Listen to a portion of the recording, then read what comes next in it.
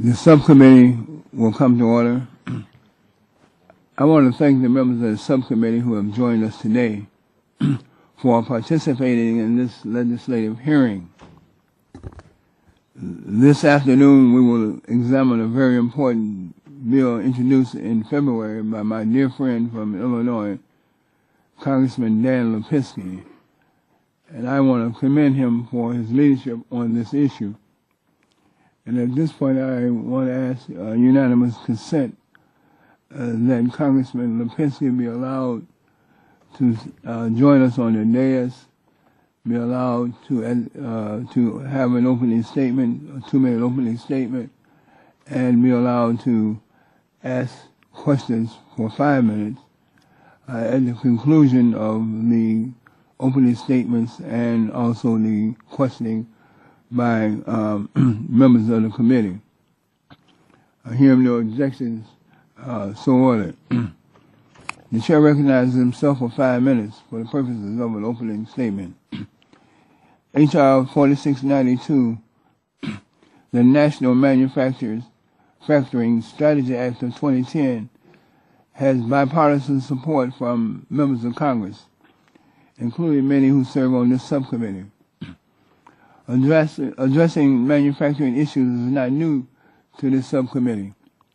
Last year, we highlighted the need to make the exportation of manufactured goods a national priority for the simple fact that America's manufacturing sector is an essential foundation of our nation's economy. Consider the fact that in 2009, the manufacturing sector employed more than 11.5 million people. Ladies and gentlemen, that number, though significant, is not as good as it could be when you consider that 10 years ago, America's manufacturing sector employed 17.3 million people, meaning that our nation actually lost 5.8 million jobs between 1999 and 2009.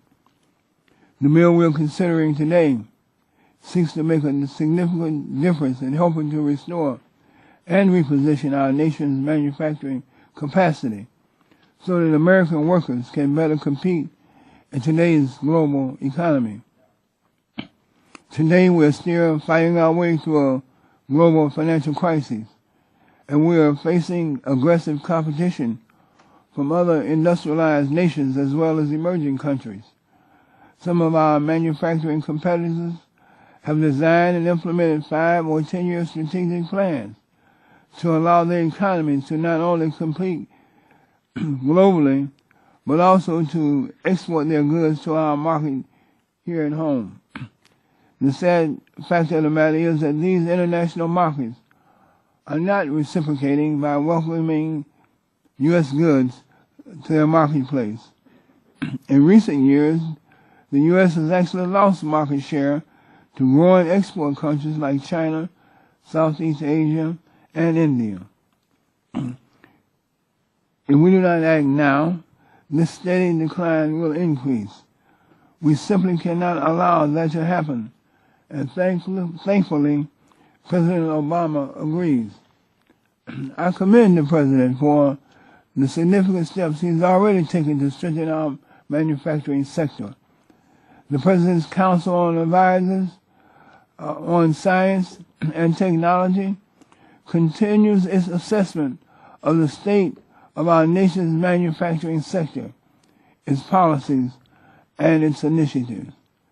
Their efforts are moving steadily toward a set of recommendations designed to strengthen our nation's manufacturing sector. With H.R. 4692, the bill we are considering today, we take a major step toward this shared goal. This bill requires the President to undertake a deep and broad analysis of the nation's manufacturing sector, including the international economic environment, related technological developments, workforce elements, the impact of governmental policies, and other relevant issues affecting domestic manufacturers. Based on this analysis, the President, in collaboration with key cabinet officials, within his administration, as well as governors, state and local elected officials, and other key stakeholders in the public and private sectors, will develop a 4-year national strategy that identifies goals and makes recommendations to improve our nation's economic growth.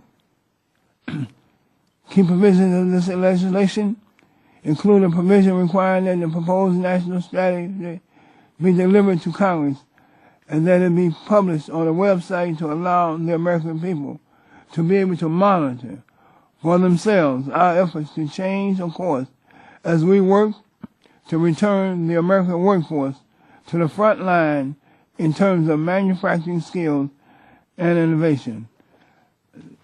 With that, I look forward to hearing from my colleagues on this subcommittee as well as our invited guests. And I thank you, and I yield back the balance of my time. The chair now recognizes the ranking member, Mr. Whitfield, for 5 minutes for the purposes of an opening statement. Mr. Chairman, thank you very much, and I certainly want to thank Mr. Lipinski for this legislation, and I know that we have people on our side of the aisle that support it. I do want to give some constructive criticism of this legislation. I think when we criticize, we also need to try to come up with suggestions to improve it, because all of us are concerned about manufacturing. But I read through this bill 3 times, and I was quite concerned about it. First of all, we have a sense of Congress on 18 issues of concern regarding manufacturing, which is fine. Things like creating high-quality jobs and increasing productivity, those types of issues. And then we have a task force that would be appointed by the President. And on that task force, everyone on the task force are government employees. And they have a responsibility. And then after the appointment of the task force, it says at a minimum they must consider the following issues. And there are 23 of those issues. Now, the task force is to make recommendations. In addition to the task force, the President is supposed to appoint a National Manufacturing Strategy Board. And there were 21 people that belong to that board. And they should make recommendations to the task force. Now, I noticed that the first report is due on February 28, 2011. Now, that's not very far from now. And when you consider all the things that have to be considered and you look at all the guidelines, there also must be goals set, and they spell out the specific goals that must be looked at, and then they make recommendations to fulfill those goals. Then you have the strategy board itself, and as I said, it has 21 members. And of course, after the first report is made, the Government Accounting Office, 3 years following that first report, is supposed to do a review to determine whether or not there's been any success in fulfilling the recommendations made by the task force. In addition to that, in developing each national manufacturing strategy, the President, acting through the Office of Science and Technology and Policy, which I believe will be on the panel today, must enter into an agreement with the National Academy of Sciences, and I'm not sure if they're with us today or not. But the legislation points out what things they must consider, and then it talks about when the first report is due. And then in addition to that, there are further required studies in order to inform future national manufacturing strategies. Not later than 60 days after enactment of this act, the President shall enter into an agreement with the National Academy of Sciences to develop 3 more reports. 1, not later than 14 months after entering into the agreement. 2, not later than 20 months after entering into the agreement. And 3, not later than 24 months after entering into the agreement.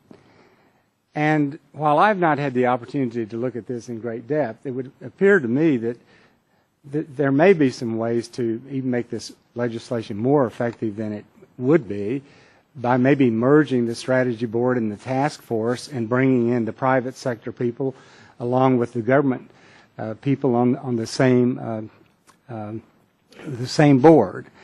So as I read through this, like I said, I think it's a wonderful idea. We're all concerned about manufacturing, but this bill is really complex, and there are so many reports due in this bill that I'm quite concerned really about the overall effectiveness of it. Having said that, I'm open to be swayed by our distinguished panel here. And I would like to also, Mr. Chairman, just ask unanimous consent to place into the record a manufacturing strategy for jobs in a competitive America that was developed June 2010 by the National Manufacturers Association, in which they set out a number of recommendations and policies that they think would be helpful to reinvigorate the manufacturing industry in our country. And if there's no objection, I would just like to enter that into the record. Hearing no objection, so on it. And with that, I yield back the balance of my time. Although you were kind enough, I still say I have 5 minutes left.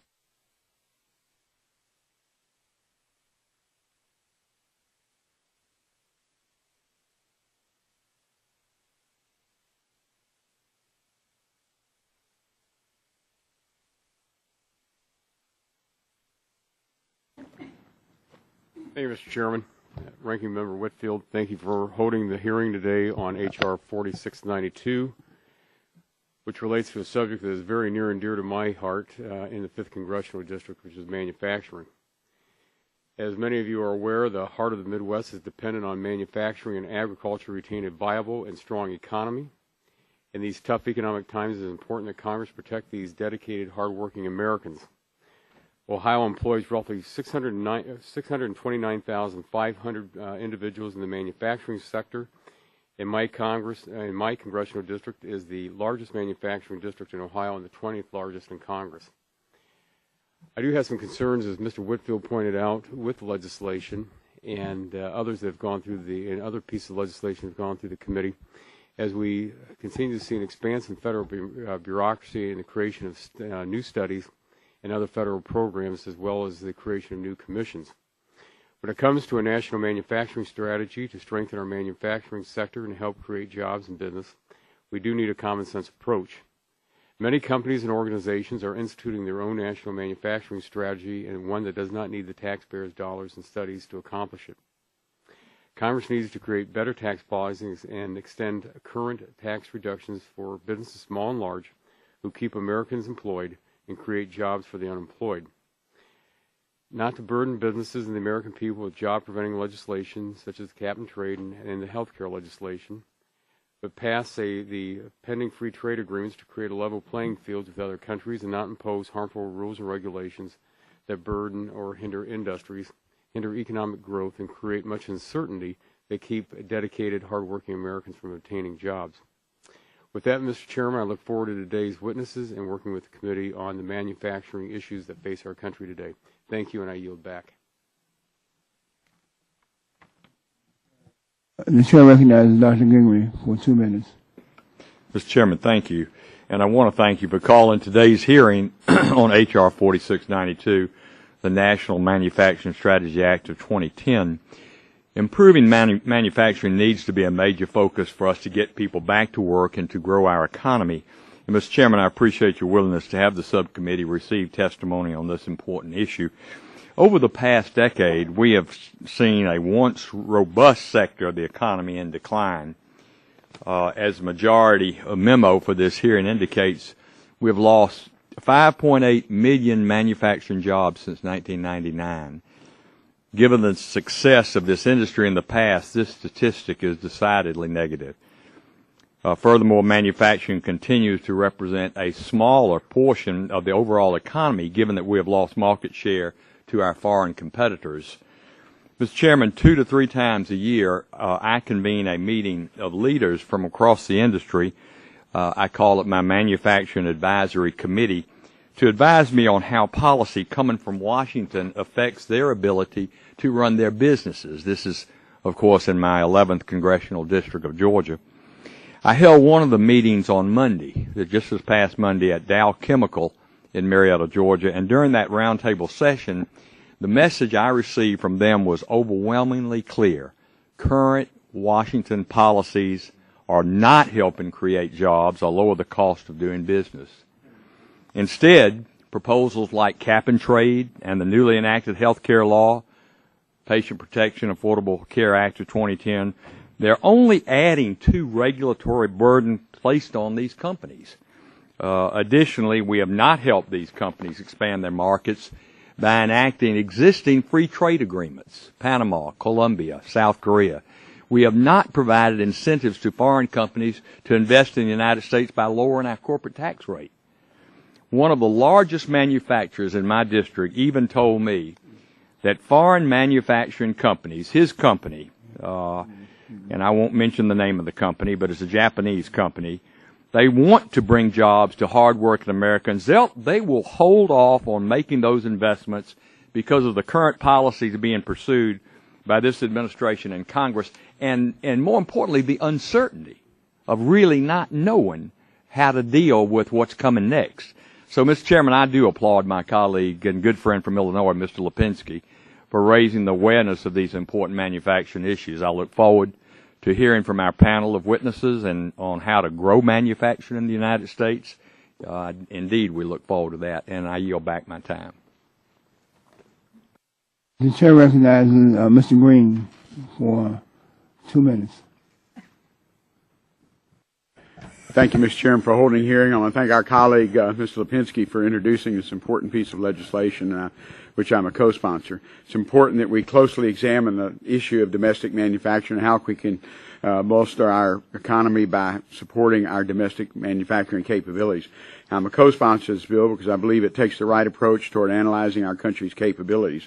This bill directs the President to develop a long-term plan for supporting our domestic manufacturing and ensuring that it includes the input of diverse array of private sector participants. Currently, there are many federal programs aimed at increasing our manufacturing sector, and I'm concerned that these programs lack coordination, efficiency, and are reactive to events and may leave our workers and companies unprepared for challenge that will present them in the future.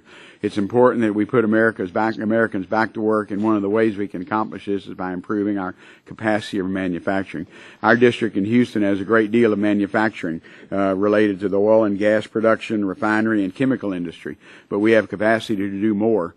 This is a story across the country. While our unemployment has fallen from its peak, we must remain focused on job creation in short-term and long-term. I believe this bill represents a long-term remedy and will give Congress, the President, and private sector stakeholders the tools necessary to spur growth in manufacturing. Again, Mr. Chairman, thank you for your leadership on calling the hearing, and I yield back my time. The chair recognizes Mr. Gonzalez for 2 minutes. The chair recognizes Mr. Terry for 2 minutes. Thank you, Mr. Chairman, and I'm anxious to hear from our esteemed panel here the breadth of what this bill will allow with the new committees to look into this. I'd like to know if we're working under a premise that the administration's report that they put out is incomplete and therefore necessary to duplicate it in some manner with this bill. I wonder and would like to have input whether or not these panels will look at, as Mr. Gingrey said, look at cap and trade. Will it look and say, okay, if we're going to raise electric rates, natural gas rates, and transportation fuel, whether that will impact decision-making by manufacturers to stay in the United States or move overseas. Look at the health bill, where now we have a health bill. Most manufacturers are over 50 employees, even the smaller ones that are around my district, and all make more than $25,000, so they'll have more bureaucratic responsibilities with none of the benefits from this health care bill. They'll even go so far as if they buy pizza for their employees on Fridays, that they'll have to 1099 Pizza Hut now. Are those the type of bureaucratic things that you will look at to determine if that provides a lack of incentive to manufacturers to stay within the United States? Also, look at OSHA. And I have a letter here from one of our manufacturers in Nebraska who has one of the best proven safety programs. So what do they get? Instead of congratulations, they get a letter saying your establishment was selected from a list of low-rate establishment and high-rate industries. Congratulations, you get an additional audit. Yay. And we wonder why our manufacturers are moving to China. There's less government interference in China than there is in the United States now. And by the way, this is so intrusive that they personally pulled all of the employees off the line for interviews. They walked into every doctor's office and hospitals in the area asking for employee records. Why? Because they had a successful safety program. Our bureaucracy is chasing our jobs overseas. It's not a secret. I yield back. The chair recognizes the young lady from Ohio, Ms. Sutton, for 2 minutes. Thank you, Chairman Rush, for holding this important hearing on the National Manufacturing Strategy Act. Manufacturing is the backbone of our economy, our national security, and our country. And it's long past the time, but we must stand up for U.S. manufacturing. Now, I'm proud to say that I'm a product of a manufacturing household. And when I grew up, it was a time when people could count on a good manufacturing job to put food on the table and cover health care costs and supply a pension. But unfortunately, our nation has witnessed the loss of millions of good manufacturing jobs due to unfair trade practices and policies that put our companies and our workers at a disadvantage. Over the last decade, the U.S. has lost roughly 6 million manufacturing jobs. In Ohio, since 2000, we have lost more than 1 in 3 manufacturing jobs. Many of these jobs have gone to China. According to a recent Economic Policy Institute report, unfair trade with China has cost our nation 2.4 million jobs between 2001 and 2008. And that is unacceptable. Ohio has lost nearly 92,000 jobs because of China alone. In my congressional district, 5,700 jobs have been lost as a result of China's currency manipulation and other illegal subsidies and unfair trade barriers. These are good-paying jobs that pay family-supporting wages. And they have a multiplier effect. Each manufacturing job can generate at least 4 other jobs in the private sector. So I'm proud to be an original co-sponsor of this bill, and there must be coordination among the various agencies to develop a cohesive strategy. We must focus on replacing policies that reward businesses for outsourcing jobs with incentives and sensible tax policies that will help businesses and workers make it right here in America. We must develop a trade model that puts an enforceable end to currency manipulation, illegal subsidies, and product dumping. One that requires reciprocity of market access, and one that ensures that products produced elsewhere will be safe for consumption here in the United States. With that, Mr. Chairman, I thank you again for holding this hearing, and I yield back. Mr. Stearns is recognized for 2 minutes. Thank you, Mr. Chairman. I want to welcome our witnesses and also thank you for having this hearing. I would say to Ms. Sutton and others who have sponsored the bill that you should be aware that there's a report by the Executive Office of the President, December 2009, entitled A Framework for Revitalizing American Manufacturing. And a lot of the things that you've mentioned are already in this report. So I think, like others, I'm a little concerned that by passing this bill, we'll duplicate what's already been done, and we're going to create brand new commission-like entities. And, of course, that means all new government employees and all that goes with it, when we actually have a report here that is outlining what should be done to the President. And frankly, Mr. Chairman, I think the President has the power and responsibility to call up any manufacturing CEO in this country and ask them what should be done. He could canvass them every 6 months, every 3 months, whenever he wants, and lo and behold, he could find out all this information without passing H.R. 4692.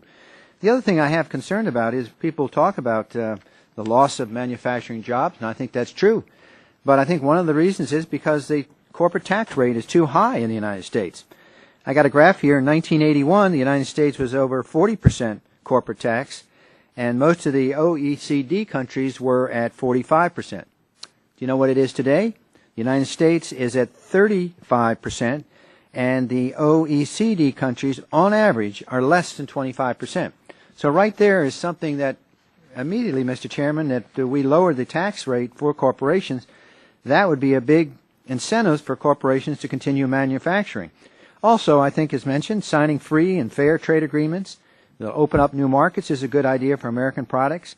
Obviously, providing regulatory relief and creating investment tax credit for new manufacturing investment. I bet you if we went to the manufacturing association and asked them which approach they'd rather have, is the corporate tax relief, investment tax credits, free markets, I think they'd all approve of that perhaps better than setting up new commissions and new entities and new government employees. So I think we should caution ourselves as we move forward, but I certainly welcome the panel and interested in their comments. Thank you, Mr. Chairman. Mr. Brady is recognized for 2 minutes. Thank you, Mr. Chairman, and thank everyone for the time and attention they give to this very important topic. It's true that the President has talked about a national manufacturing strategy, but it is incumbent upon us to take the underlying cause of why we have slipped so far and our country's strong history of manufacturing as a model for what we need to do to right the ship and go forward. My friend from Nebraska made the comment that there's less government intrusion in China than the United States. Well, many of the Chinese manufacturers are in fact arms of the Chinese government, so I fail to see how that is relevant to the conversation we're having here. The reality is that in states like Iowa, which has a long history of being a part of the Midwestern Rust Belt, we have seen some of our most reliable employers like Maytag, Amana, and companies like John Deere, Caterpillar, other companies that have been part of the fabric of our state for over a century start to ship jobs overseas because of the failure of this country to have a coherent national manufacturing strategy. That's why this bill is important. That's why this hearing is important, and I look forward to hearing the testimony of our witnesses as we move forward. Thank you, Mr. Chairman. Mr. Murphy is recognized for 2 minutes. Thank you, Mr. Chairman. For more than 100 years, the U.S. has ranked #1 in the world in manufacturing output. Next year, for the first time since we overtook Britain at the turn of the 20th century, the U.S. is going to give up that title to China, which displaced more than 2.3 million U.S. manufacturing jobs in the last decade, often selling defective products like toxic drywall and poisonous pacifiers, which we've had hearings on before. While unemployment has remained above 9.5% to 10% in this country, we've passed bills that have been, by all accounts, measured to actually lose jobs in America, cap and trade, health care, and others. And although we certainly want to see jobs come out of some of the green energy issues, such as wind and solar, and also insulating buildings, I'd much rather see us also employing thousands of workers to build clean coal power plants, nuclear power plants, and rebuilding America's energy infrastructure, which is hopelessly outdated. Our country does need a comprehensive manufacturing strategy, and quite frankly, I'd like to see our committee playing a key role in this rather than necessarily relinquish it to someone else. Part of that is to make sure that we're pushing to hold China and other countries accountable for unfair and illegal trade practices, like the Currency Reform Act that Congressman Tim Ryan and I have put forth, ensure American tax dollars intended to create American jobs are invested in American steel and American equipment, provide American manufacturers with tax relief, tax credits, loan guarantees, job training, and other financial incentives, all to create American jobs, not create federal agencies and barriers of more intrusiveness. And one of the questions I want this panel to be prepared with is I want to know how many of you have signed the front of a paycheck. How many of you have created manufacturing jobs? And if we create some other panel in the federal government, I want those people who have actually done this for a living, not people who have talked about it, read about it, or stayed at a Holiday Inn last night. Thank you. The chair recognizes the chairman emeritus of the full committee, my friend from Michigan, Mr. Dingell, for 5 minutes. Mr. Chairman, thank you. And I commend you for holding a hearing on H.R. 4692, the National Manufacturing Strategy Act of 2010, of which I am an original co-sponsor with my good friend from Illinois, Mr. Lipinski, who is the principal author. I commend him and I thank him. I would also like to extend a warm welcome to all of our witnesses today. I very much regret that Ron Bloom, who played a key and greatly appreciated role in averting the disaster in the domestic automobile industry, cannot be with us today to express his views on the bill. I strongly disagree with the views of those who consider manufacturing an anathema to advanced economies. Rather, it is an essential component of these economies. Quite to the contrary, several of our most prominent trading partners employ national strategies to support domestic economic growth in manufacturing. China and Germany, most notably, use these strategies to aid their continued global leadership in the export of manufactured goods. Indeed, as is particularly the case with Germany, these manufacturing exports need not be low value added, but are rather technologically advanced goods of consistently high quality produced by very skilled workers. For example, as the global demand for clean energy technology continues to grow, the strategy mandated under H.R. 4692 would help the United States to develop and to maintain a competitive position in this very important market, which is so essential to our continued world leadership and economic strength. In brief, I view this legislation as a part and parcel of the federal government's ongoing effort to create much-needed jobs and to adapt the country's economy to the future. I'm quite gratified to see that H.R. 4692 rightly directs that the manufacturing strategy it mandates include an examination of the detrimental effect of unfair trade practices on domestic manufacturing, a very much needed activity by the federal government. I firmly believe that the federal government must do all it can to ensure that our trading partners play by the rules in order to foster sustainable employment growth here as a part of a shared advantage to all countries from this kind of practice. I note this bill comes at a time when my home state of Michigan continues to endure record unemployment levels, largely due to the hemorrhaging of manufacturing jobs caused by a decade of unfair trade practices and policies. I believe H.R. 4692 will serve in good part to right past failed policies, and as such, I passionately support its expedited consideration and adoption. I look forward to a frank discussion with our witnesses today about their views on H.R. 4692. I thank you for your courtesy, Mr. Chairman, and I yield back the balance of my time. The chair recognizes the gentleman from Louisiana, Mr. Scalise, for 2 minutes. Thank you, Mr. Chairman. I'm pleased that our subcommittee is examining the manufacturing industry and the need for a national manufacturing strategy. I applaud my colleagues for bringing attention to this issue. As all of my colleagues know, manufacturing is a major economic driver of our state's economies. In Louisiana alone, manufacturing employs over 140,000 people and accounts for over $40 billion in economic output. I would also like to point out that the chemical and petroleum industries are tops among the manufacturing sectors in my state. Although I question whether these industries will continue to lead the manufacturing sector in Louisiana, given the reckless policies being pursued by this administration, such as the cap-and-trade energy tax and the moratorium on energy exploration in the Gulf of Mexico. The United States must continue to lead the world in manufacturing, and Congress must enact policies that ensure we do. The legislation before us today seeks to undertake a broad analysis of the manufacturing sector and develop a national manufacturing strategy. I support the intent of this bill. We should look at strategies to help and promote the manufacturing industry so we can determine what policies will help manufacturers compete in the global marketplace. But the industry does not need another study. It needs sound policies. If a manufacturing strategy is the goal, all we have to do is look to the National Association of Manufacturers, the voice of manufacturing in the U.S., the very association that advocates for manufacturers, and they've developed a strategy, the Manufacturing Strategy for Jobs in a Competitive America. It's a comprehensive approach for making manufacturing in the United States more competitive and productive. And what does the National Voice of Manufacturing say should be our strategy? It calls for lower taxes, less government regulation, and free access to foreign markets. It calls for effective policies that spur innovation, promote job growth, and provide immediate results. Unfortunately, we've been getting the opposite from this administration, who's giving us higher taxes, out-of-control government spending, and reckless policies like the President's moratorium on domestic energy production that's costing us thousands of jobs and reducing America's energy independence.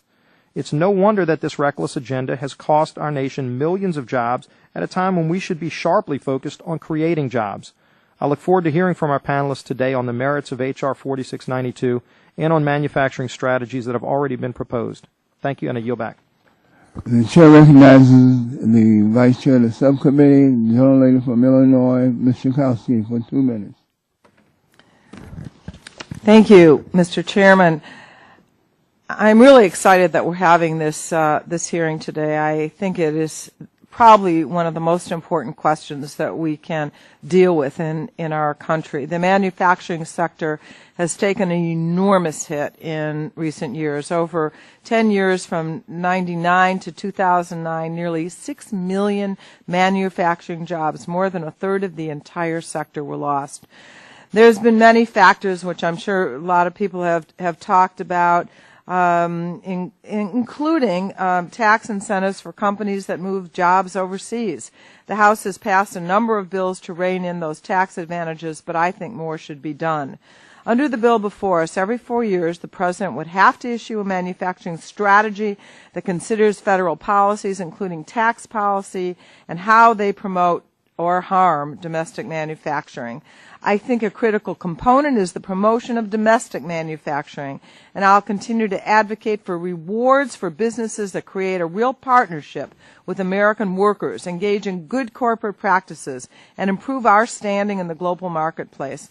I've introduced a bill called the Patriot Corporations of America Act, which would reward companies that are good corporate actors by moving them to the front of the line for government contracts and giving them a 5% reduction in their taxable income. To qualify, those businesses would have to produce at least 90% of their goods and services in the United States and spend at least 50% of their research and development budgets in the United States.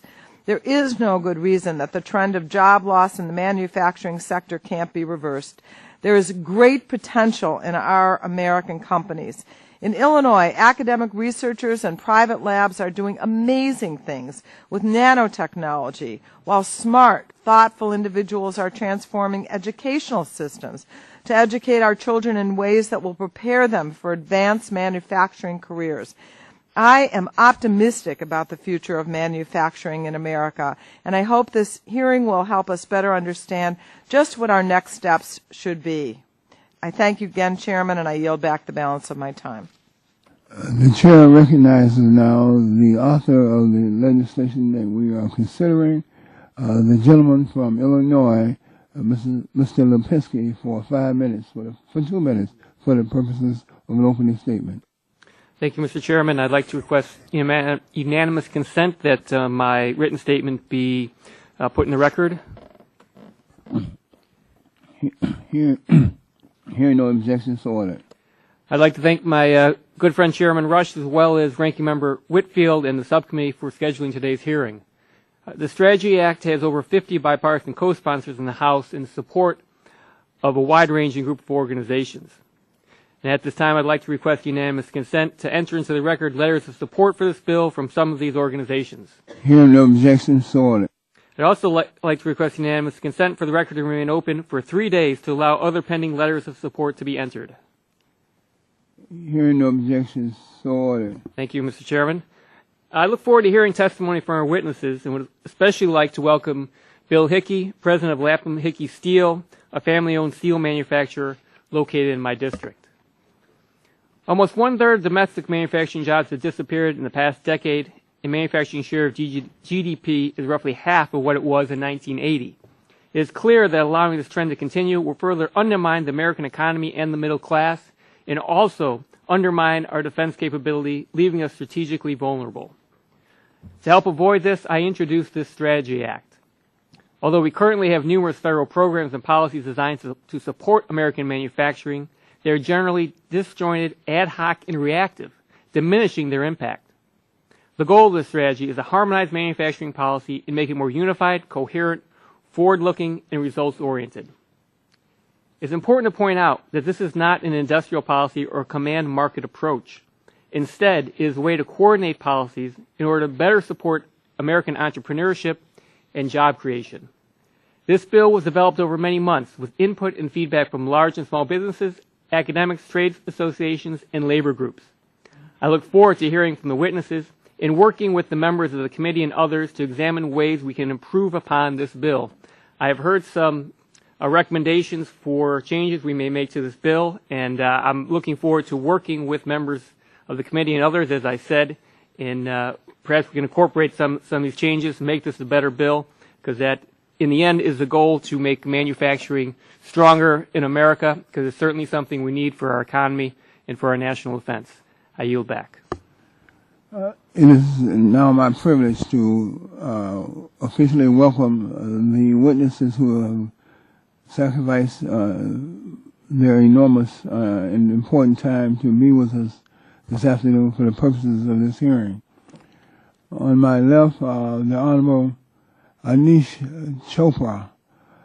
He's the Associate Director for Technology, and he's the Chief Technology Officer for the Office of Science and Technology Policy. Seated next to him is Mr. Scott N. Paul. He's the Executive Director of the Alliance for American Manufacturing. Seated next to Mr. Paul is Mr. Mark A. Gordon, who is the Director of Defense Research Program for the National Center for Advanced Technologies. And seated next to Mr. Gordon is Mr. William H. Hickey, Jr., President and CEO of the Lapham Hickey Steel Corporation and an outstanding citizen of the state of Illinois, I might add. And next to Mr. Hickey is Mr. Owen E. Herstadt. He's the Director of Trade and Globalization for the International Association of Machinists and Aerospace Workers. And seated next to Mr. Herstadt is Mr. Kevin A. Hassett. He's a Senior Fellow and the Director of Economic Policy Studies for the American Enterprise Institute. I want to welcome each and every one of you here and welcome all to this subcommittee. It is the practice of this subcommittee to swear in witnesses. So that I would ask that you would please stand and raise your right hand and answer the foregoing question. Do you solemnly swear to tell the truth, the whole truth, and nothing but the truth? Please let the record reflect that the witnesses have all answered in the affirmative. And now I want to recognize the witnesses for their opening statement, to be followed by questions from the subcommittee. Mr. Chopra, we'll begin with you, and you have 5 minutes for your opening statement. Thank you, Mr. Chairman, and Ranking Member Whitfield and other members of the subcommittee. It is indeed my distinct pleasure to be with you today to discuss the Obama administration's strategy for revitalizing American manufacturing, with particular focus on advanced manufacturing. With your permission, I have submitted a more formal statement for the record, but thought to share a few remarks in advance of your questions. It is, just as background, my mission and responsibility in the administration to harness the power and potential of technology, data, and innovation to transform the nation's economy and to improve the lives of everyday Americans. Now, building on the President's Strategy for American Innovation, which was released last September, and his Framework for Revitalizing American Manufacturing, which was released in December, I thought to summarize my remarks on how we are investing in the creation of new technologies and business practices with emphasis on 3 key areas. Number 1, manufacturing research and development. The administration is committed to doubling the basic research budgets of 3 key science agencies: the National Institutes of Standards and Technology, the National Science Foundation, and the Office of Basic Science within the Department of Energy. In my capacity as the co-chair of the National Science and Technology Committee on Technology, I am particularly focused on improving coordination across our agencies with the goal of establishing U.S. leadership in advanced manufacturing technologies. For example, the Defense Advanced Research Projects Agency, DARPA, is currently investing approximately $200 million a year, or roughly $1 billion over the next 5 years, to synthesize and integrate high value-added manufacturing efforts. The goal is to shorten by 5-fold the delivery time from concept to first production unit for complex electromechanical defense systems by development of system designs, tooling, materials, and democratized design that enables the advantages of large-scale manufacturing in quantities of one. Second, I thought to highlight computational modeling and simulation. One technological capability that we believe holds great promise for enhancing manufacturing competitiveness is computational modeling and simulation. These tools impact several key elements of manufacturing competitiveness: quality, cost, flexibility, and time to market. Yet, they are not exploited by small and medium-sized manufacturing organizations who constitute over 90% of the U.S. manufacturing enterprises and contribute nearly half of the value-added jobs. They lack access to this fundamental innovation. As the co-chair of the National Science and Technology Council's Committee on Technology, I stood up a fast-track interagency subcommittee to identify gaps and challenges in computational modeling and simulation and to make recommendations within 90 days. The committee's report was posted online for public input on June 24th, and I would obviously welcome your feedback. By the way, for those interested, the website is opennstc.ideascale.com. Input we have received thus far suggests, among other instruments, that establishing regional innovation centers that focus on bringing small and medium-sized enterprises into the digital manufacturing age through collaboration efforts or through their supply chains and software vendors and government labs is an immediate and near-term opportunity. Third, I'd like to highlight one particular sector that I believe holds great promise for the manufacturing economy in the United States, and that is to highlight catalyzing breakthroughs in the nation's smart grid. This particular area we believe is poised for growth. By the way, a topic that happened to have occupied my morning at a hearing we held at the Brookings Institution, a full-day seminar on how we might take full advantage of the economic opportunities, both in terms of manufacturing as well as the efficiencies that will be gained by the American people as we modernize the nation's electrical grid. As you may recall, the Recovery Act did include $4.5 billion of investment, and in a sense, that investment will help to expand our manufacturing base of companies that can produce the smart meters, the smart appliances, the smart transformers, and other components for smart grid systems that service both the United States and we believe could be potential for export around the world, representing a significant and growing export opportunity for our country and new jobs for the American people. In conclusion, we do believe that the United States still remains a land of tremendous opportunity and has a wonderful future. We retain that honor because of America's scientists, engineers, entrepreneurs, and public officials, that we've understood the importance of applying the power of American curiosity and ingenuity to the biggest economic and societal challenges. I certainly would welcome any questions the committee may have. Thank you. Mr. Paul, you are recognized for 5 minutes. Thank you very much, Mr. Chairman. I want to thank you, Mr. Whitfield, members of the subcommittee, and Mr. Lipinski for inviting us here today to testify. We want to commend Representative Lipinski for his authorship of the National Manufacturing Strategy Act, and assuming that you can agree on some improvements, we urge you to pass it into law. There's no question that America needs a manufacturing strategy to revitalize this sector. As there is simply no Department of Manufacturing, and I'm not arguing that there should be, it makes perfect sense to harness the best minds as well as to coordinate among the appropriate agencies to focus on a government-wide strategy to advance manufacturing in both employment and output terms. Like most issues that come before you every day, there's no simple solution to strengthening the manufacturing sector, but passage of this legislation would complement ongoing and anticipated efforts that I will detail later in my testimony. Now, the idea of a manufacturing strategy is hardly a radical concept. Alexander Hamilton constructed America's first manufacturing strategy in 1791. Setbacks during the War of 1812, due to a lack of domestic capacity to build naval vessels and military equipment, cemented the determination of the federal government to grow manufacturing, a policy that continued until the end of World War II. Globalization and economic approaches such as a strong dollar policy favoring domestic consumption have helped to steadily erode manufacturing as a percentage of gross domestic product, private sector employment, and by other key measures.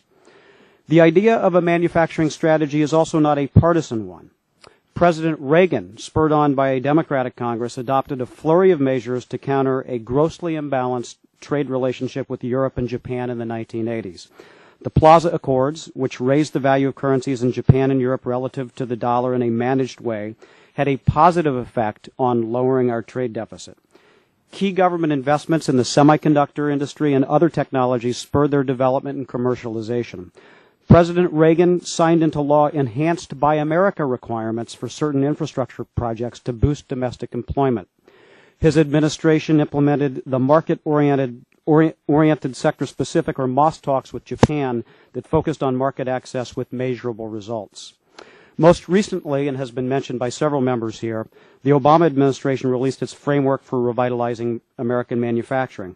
The document recognizes the importance of manufacturing to America's economic future and talks about a number of important issues, including access to credit, skills and training, creating new markets for manufacturing, and improving the efficiency of the industry.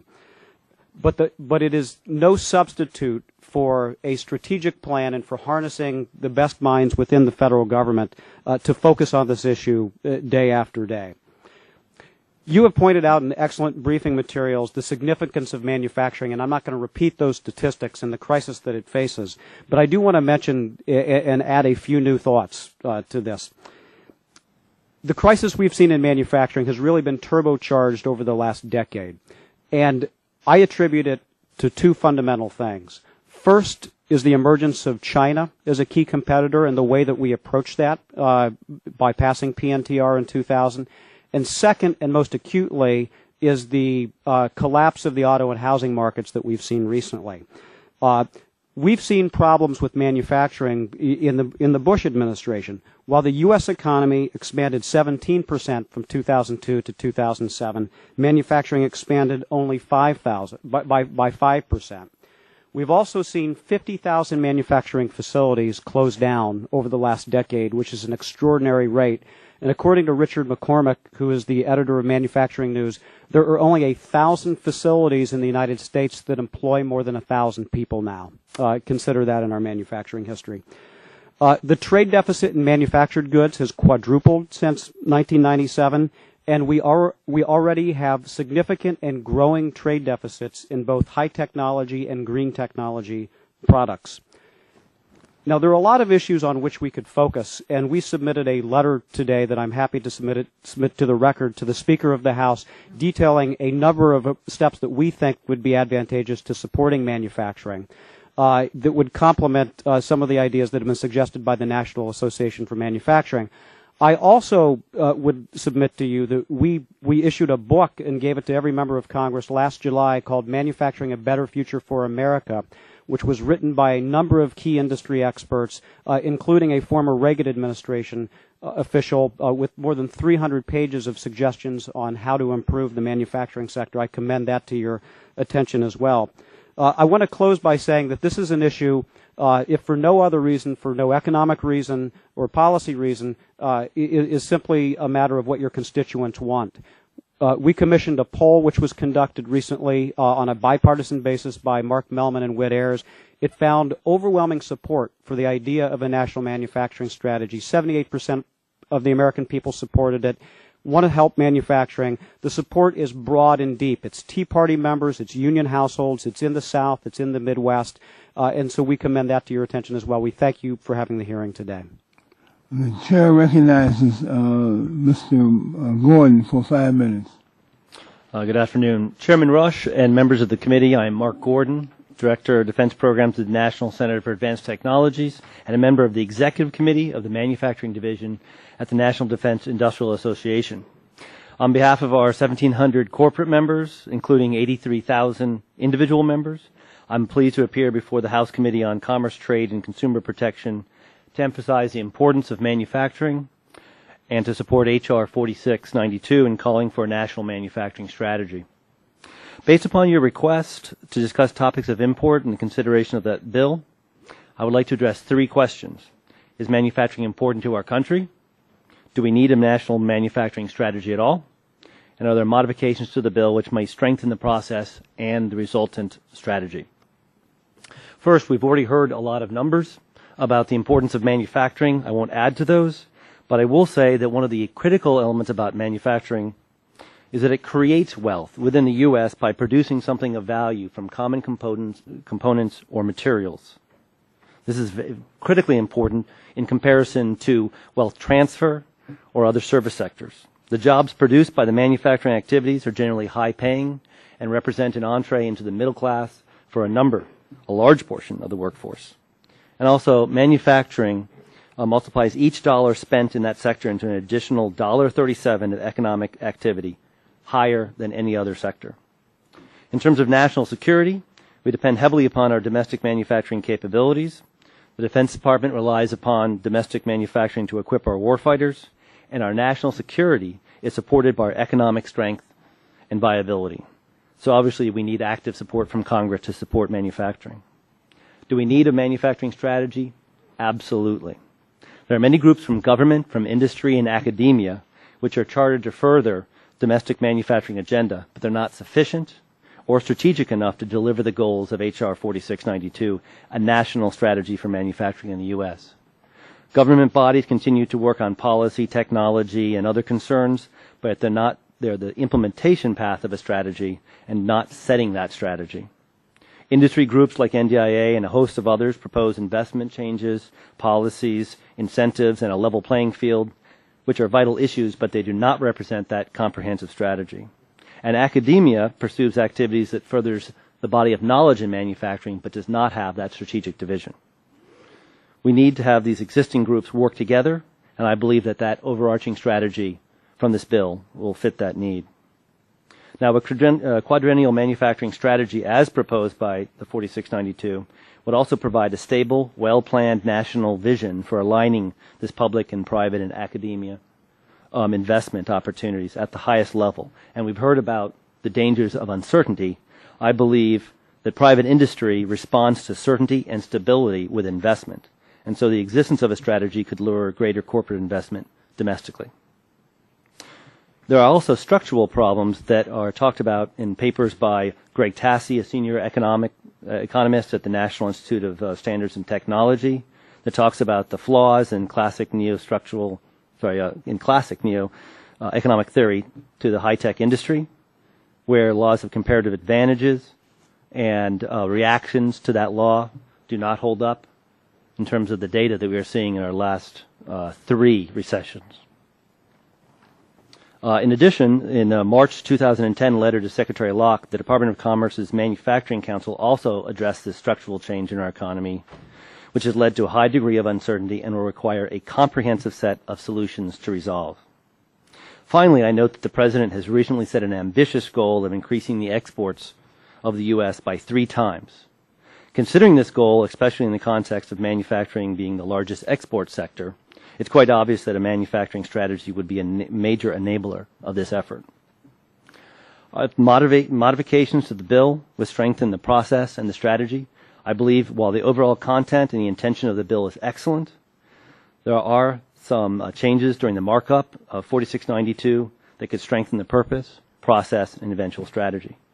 First and foremost is the relationship between the President, task force, and advisory bodies. I would propose that the Manufacturing Strategy Task Force make recommendations to the President of a draft strategy instead of simply recommendations based upon analysis. Additionally, I would further suggest that the listing of subsections 1 to 23 of analysis in sections 3B be changed to allow the President and the task force the latitude to define and prioritize the scope of that analysis without requiring duplicate and detailed analysis of all 23 areas.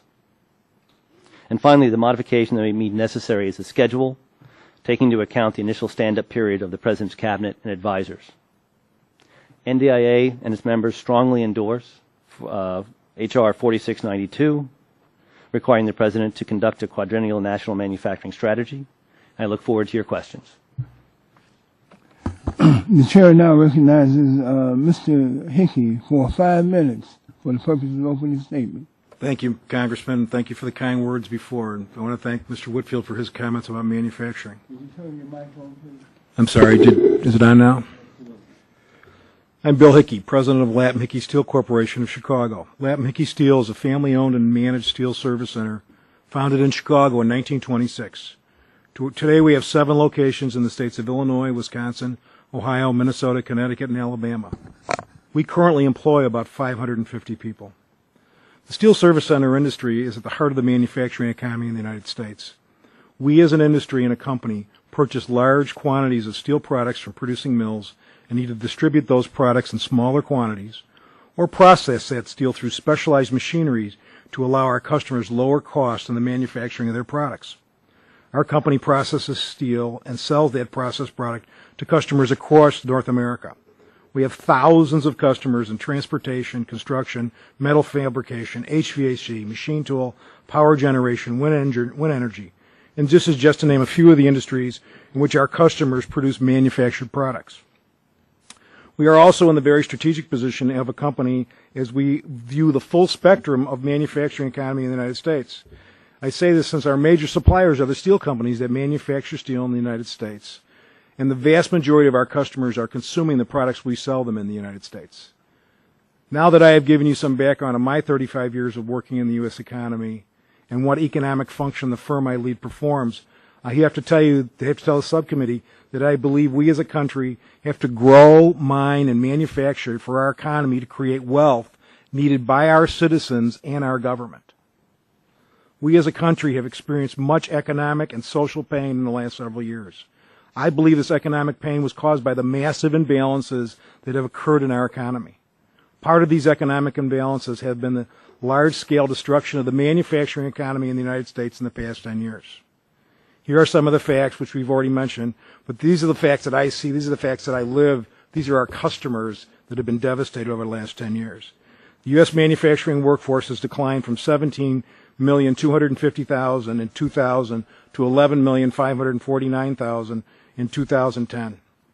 This is a reduction of 1/3 of the manufacturing employment in 10 years. What happened? Why did we have this huge drop in jobs in just 10 years? During the same period in the United States, you had 42,400 factories that closed. This included 36% of all the factories that employed more than 1,000 workers. And I can tell you when these large factories close, the communities where they are located are devastated. And why are we losing these factories? I've seen these factories close in Ohio, Indiana, Pennsylvania, Michigan, Minnesota, Illinois, across the Midwest. The case for H.R. 4692. These two facts about plant closings and having 1/3 of our manufacturing jobs, or almost 6 million, disappear in just 10 years, in my judgment, is justification to enact H.R. 4692. How do we create sustainable economic growth and increase employment?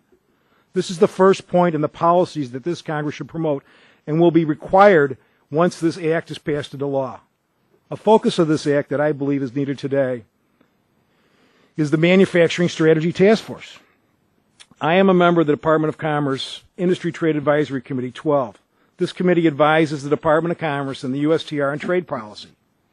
Even with this insight, I find it very difficult at times to understand what our nation's strategy is on manufacturing. I actually think the strategy today is a policy of reacting to a crisis instead of planning for the future. A recent example of this lack of focus on national economic goals was the Import-Export Bank refusing to finance mining equipment for Bucyrus International, a Wisconsin-based company, for reasons that seemed to be the whim of the appointed official.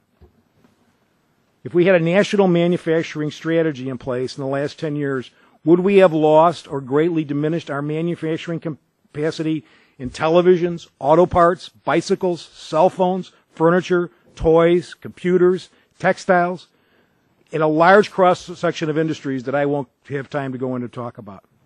I keep wondering if the theory about outsourcing our manufacturing and having our economy become based on financial service has finally shown the imbalances that were created.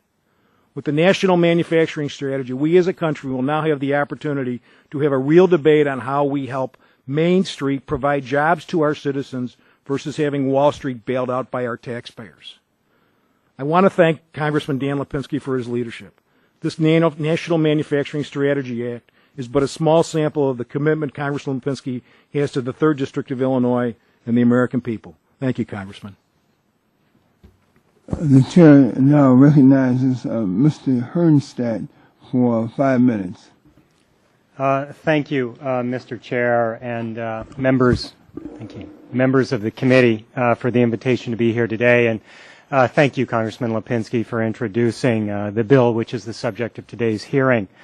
IAM members, that is the International Association of Machinists and Aerospace members, work in a variety of manufacturing industries, including aerospace, electronics, defense, shipbuilding, transportation, and woodworking. We believe that a strong domestic industrial base is one of the essential elements needed to restore our economy and build a prosperous and sustainable future. As has already been said, U.S. manufacturing serves as the bedrock for our nation's economy. That said, it is no secret that U.S. workers and their communities are in a crisis. Over 8.5 million jobs have been lost since December 2007, and the unemployment rate remains exceedingly high. Despite the importance of manufacturing to our nation's economy and our defense capacity, millions of U.S. manufacturing workers have lost their jobs, contributing to our high unemployment. As has also been said and has been pointed out in the fact sheet provided by the committee, nearly 6 million manufacturing jobs have been lost since 1999. Some industries that were once great contributors to our economy, like auto, shipbuilding, and machine tools, are barely shadows of what they once were. Jobs in other leading-edge industries like aerospace are being outsourced to other countries. Renewable energy products that are considered to represent the future of manufacturing here at home also are to a great extent being manufactured abroad. While there are many reasons for the decline in manufacturing, one of the fundamental reasons is that the U.S. does not have a national manufacturing strategy and has not established a framework for creating one. A national manufacturing strategy could establish general and specific programs for coordinating policies as well, policies related to tax incentives that reward corporations to move jobs overseas, research and development, trade, employment, currency valuation, export initiatives, domestic procurement, and many, many others. Other countries have embraced manufacturing strategies, as has also been discussed. A few years ago, the European Commission presented its new industrial policy noting, quote, "A flourishing manufacturing industry is key to fully exploiting the European Union's potential for growth and sustaining its economic and technological leadership." Separately, over 20 European countries have adopted sophisticated offset policies. Offsets occur when one country demands a transfer of technology and or production in return for a sales. Countries like Germany have sophisticated manufacturing policies that have helped the country weather the current economic crisis. And oh yes, there's China, who has also engaged in a very comprehensive strategic and targeted industrial and manufacturing policies, which are credited with that country's economic growth far too often at the expense of our own manufacturing industry and far too often at the expense of our own U.S. workers. We simply can't be complacent with the hope that manufacturing is cyclical and will recover with the passage of time. The changes we are witnessing in this H.R. 4692, the National Manufacturing Strategy Act of 2010, requires the President to prepare a quadrennial national manufacturing strategy, and it certainly represents a much-needed and key step forward in developing a response to the current economic crisis and the current state of manufacturing today. We have submitted, of course, some recommendations to strengthen that bill, and we have also submitted recommendations that constitute more steps to be taken. These steps must be urgently taken, given the crisis that manufacturing workers are certainly facing today, as particularly have been pointed out by my colleague on this panel, Mr. Hickey. In addition to that, we also recommend very simple fixes, such as requiring Congress and the administration to adopt simple common sense policies that link certain government activities immediately to their effect or impact on U.S. employment, making sure that domestic sourcing requirements are closely examined to make certain that they do indeed result in the most number of domestic jobs being created and supported as possible. Manufacturing workers are in a crisis. They've witnessed millions of their jobs disappear over the past few years. Their pain is real. As their desperation increases and their hopes fade, it is critical that we develop a comprehensive national manufacturing strategy that will in reality make a difference in their lives and in doing so ensure a vibrant and sustainable economy. Thank you for the opportunity to share our views with you today, and I look forward to your questions. Mr. Hassett is recognized for 5 minutes. Thank you, Chairman Rush and Ranking Member Whitfield.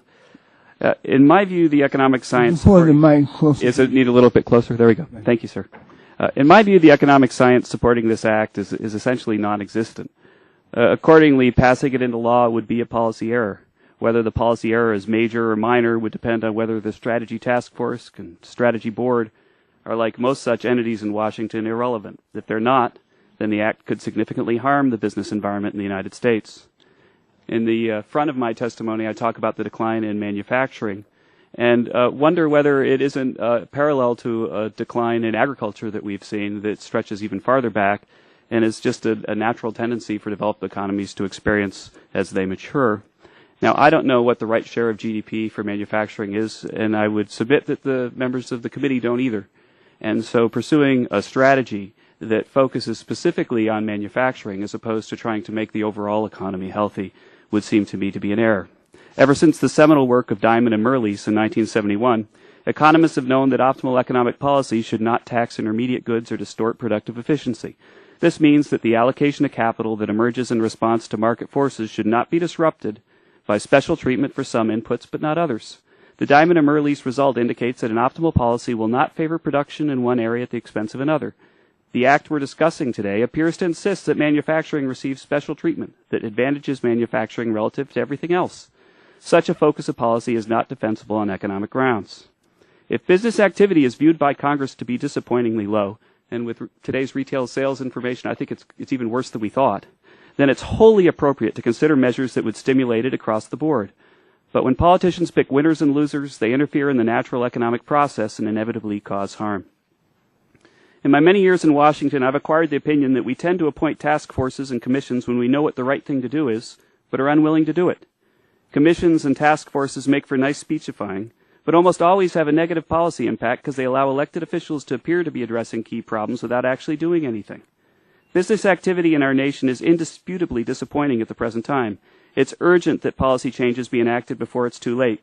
But we do not need a commission or task force to study the issue. We know why the business climate in the United States is so terrible. The biggest problem is our corporate tax system. Figure 3 in my testimony plots the U.S. corporate tax rate from 1981 to 2010 and compares it to the average tax rate of our OECD partners. Currently, the U.S. tax rate is 35%, and the average for the OECD is 23.9%. I should note that this chart understates our disadvantage because it excludes state and local taxation. So if you're wondering why the U.S. is hemorrhaging business, why people are locating plants overseas, that corporate tax is a big part of the story. I would remind the members of the committee that many of these plants that are being located overseas are heavily capital intensive. It's not differences only in labor costs that's driving this force. Now, some notes on the specific legislation. While in the abstract it's impossible to oppose having a strategy or performing a study, I'm concerned about what that strategy might entail. The development of a strategy and performance of the task force could well be beneficial, but the bill as written looks to be an invitation for destructive meddling. In particular, the biggest cause for concern is the possibility that the act be used as an excuse to increase protectionism. The language of the act seems to invite anti-trade actions and to glorify central planning. Many of the catchwords used by protectionists are present in the wording of the bill, including charges to monitor specific industries that face, quote, critical challenges, and the identification of emerging or evolving markets, technologies and products that the nation's manufacturers could compete for. Those were quotes. Is the government to pick winners and losers within the manufacturing sector? While it's clear that at some point a manufacturing capability has national defense implications, even this angle is subject to abuse by protectionists. It'd be easy to envision that a strategy to enhance manufacturing in the U.S. might bear a striking resemblance to the policy sought by Bastiat's candle makers, who argued that the government should pass a law requiring individuals to keep their window shades down during the day because of unfair competition from the sun. Such a policy would, of course, increase the demand for candles, but would it make us better off? The pernicious government meddling that this act may invite is perhaps best illustrated by the emphasis that policies should promote sustainable growth. As Nobel-winning economist Robert Solow has written, the notion of sustainability is extraordinarily elusive. I'm now quoting, "It's very hard to be against sustainability," Solow wrote. "The less you know about it, the better it sounds." Unquote. To carry sustainability out literally, Solow writes, would be to, quote, "make no use of mineral resources. It would mean to do no permanent construction or semi-permanent construction, build no roads, build no dams, build no piers," unquote.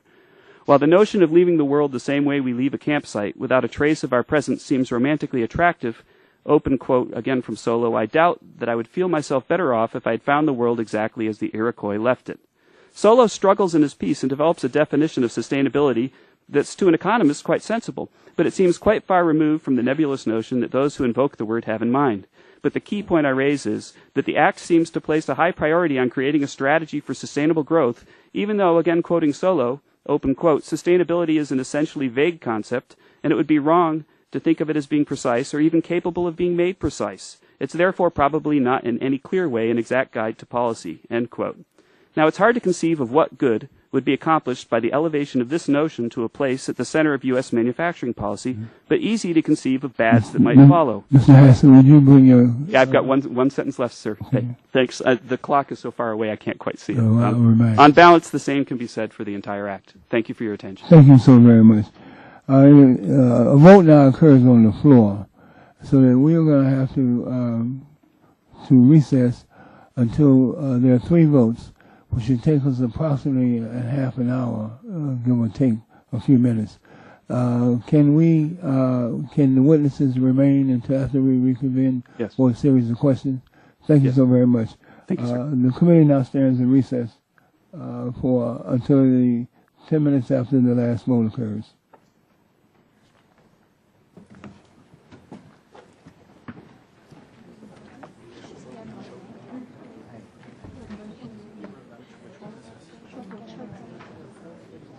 Great job, Dale. Thank you. Right. She's on the government witness. You got to leave, huh? This is her staff.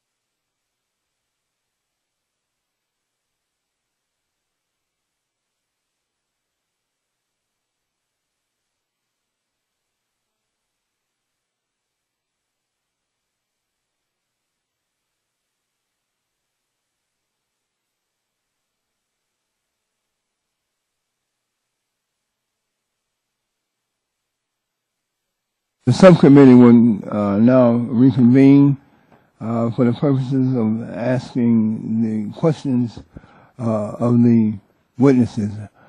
I must announce to the committee and to all others who are gathered here that Mr. Chopra had to leave. He had a conflict. He could not remain beyond the 3:30 hour, so he was excused from the witness table, and any questions that the subcommittee members might want to direct to him can be forwarded to him via the staff in writing. That said, the chair recognizes himself for 5 minutes for the purpose of questioning. One of the main objectives of the National Manufacturing Strategy Act is to create jobs. Mr. Hassett, some time ago, I think in March of this year, you wrote in an article that what was considered a great recession for white Americans have been actually a great depression for black Americans. This is the issue that I think that we all can agree on. In addition to the disproportionate impact on minority communities in hard times, we also know that there can be a disproportionate impact on jobs based on differences within the manufacturing industry. Manufacturers may require large or small facilities that may be located in urban or suburban areas, and so on and so on. Mr. Hurstad, do you agree that the President should develop a manufacturing strategy to include regional industrial areas with specific employment needs? I think it would be helpful. But once again, I think it's also has to be part of a coordinated national strategy to make sure that we move forward as a country in terms of manufacturing. Variety of manufacturing industries have suffered. Aerospace, for example, over 500,000 workers have lost their jobs over the past 20 years. So, there needs to be some concentration on that. Mm-hmm. Could you expound on your conclusions? Take about a minute and a half. I don't have a small amount of time. Yeah, thank you so much, Mr. Rush, for the question. That specific article that you mentioned, in fact, was discussing a proposal that's a sort of unusual bipartisan one that's been put forward by myself and Dean Baker, who's a well-known left-wing economist, where we discussed a job creation policy that would, we think, disproportionately benefit minorities who have been hardest hit, and would be, quite a bit different from the subject of this hearing. But the basic idea is that right now, when you lay a worker off, then if you lay the whole worker off, then they get unemployment insurance. And what we would like to do is make the unemployment insurance, economists would call it like fractional, so that you could lay someone off 20%. During a recession, and then they could get 20% of their unemployment insurance. This would encourage employers to, maybe reduce hours and wages of 5 guys, 20% rather than one whole guy. I get the picture. Thank you so very much. Okay.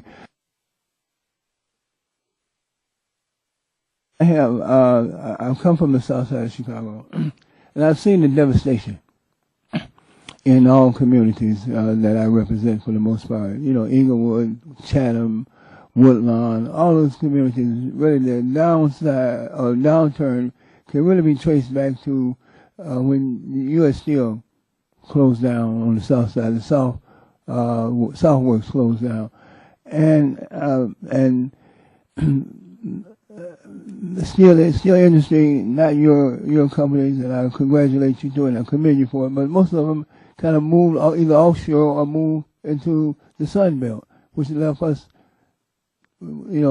create without the jobs, without that portal, that entry to the middle class.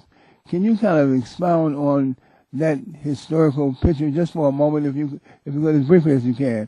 Am I correct that Well, you are, Congressman. Matter of fact, my grandfather, who was one of the founders of the company I worked for Wisconsin Steel, which was another South Side steel mill. And he left that company in 1926 to start the company I work for. But what's happened is that certainly the economies of scale changed. The cost of the production, the Southworks, the last thing was being produced at Southworks was structural steel, and they couldn't compete against the electric furnace producers that could do it, or they'd remelt scrap. And what's happened is that the technology evolution in steel production, when Southworks closed, probably 30% of the steel in the United States was made through electric furnace. Today it's 60%. So what's happened is the technology has changed, and those old facilities became obsolete. Now, they didn't relocate them there, and I don't know if that's a issue with the city for, because all those steel mills that were located in Indiana and in the southern states, all of them have incentives from the local states. All of them do. I mean, there's just massive states. Kentucky's got some. And I'm not making a judgment one way or the other. That's the reality of it.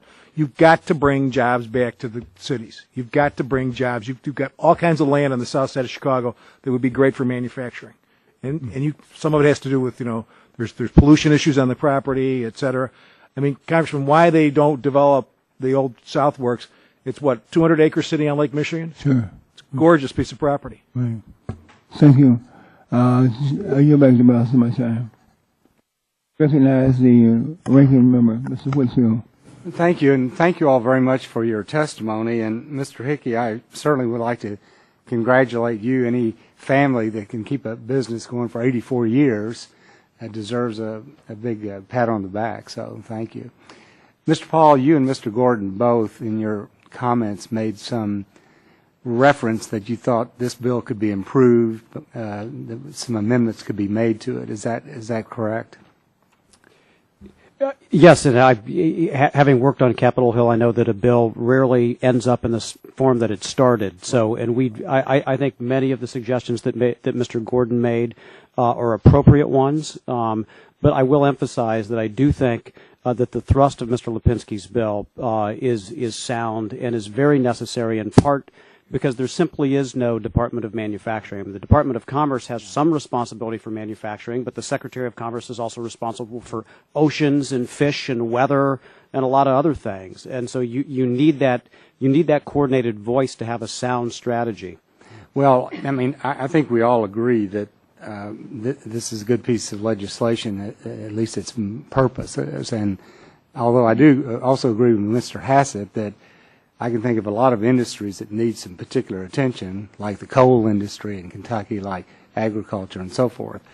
But how many of you, I know Mr. Hassett's position, but the other four, Mr. Hernstadt, do you think this bill needs any changes, or do you feel pretty good about the way it is right now? I would associate myself with Mr. Paul's comments. I think it's an important bill, as I testified to. I think that the thrust of it is excellent and much needed. I have supplied in my written testimony, I think 2 or 3 what I would consider to be minor recommendations, I think, that would strengthen it. Well, I know Mr. Hickey in his testimony talked about 36% of all factories that employed more than 1,000 employees had closed down in some period of time. Now, to me, 1,000 employees and more is a pretty large manufacturing facility. This legislation makes reference to small manufacturers exclusively. I know on page 6, line 14, it talks about small manufacturers. On the strategy board, page 16, line 1, coming from small manufacturers. And it seems to me that if you're going to deal with manufacturing, you should not be excluding a large group versus a small group.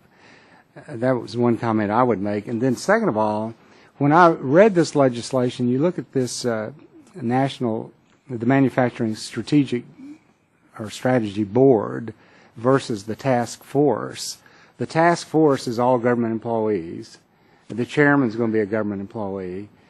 The strategic board, 21 people, some labor unions, some manufacturers, whoever, but the co-chair are going to be government employees also.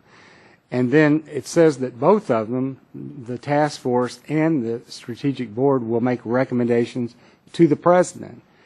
And I sort of got the sense that the strategic board was to branch out in areas other than government, which I think is good because we need testimony from people outside of government as well.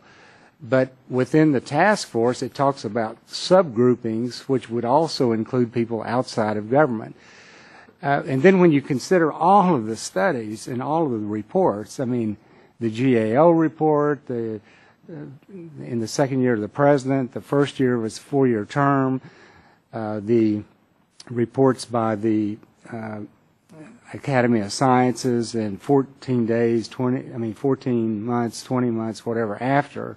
It just seems to me, and I may be wrong, that it would make more sense to try to combine the strategic board and the task force to eliminate a whole layer of activities. But do any of you have any thoughts on that? Mr. Whitfield, I would submit that I think there's a role for both. And the reason I say that is that I know from my experience, who speaks for the voice of manufacturing within a particular administration. It's difficult. We've had manufacturing czars. We've had assistant secretaries.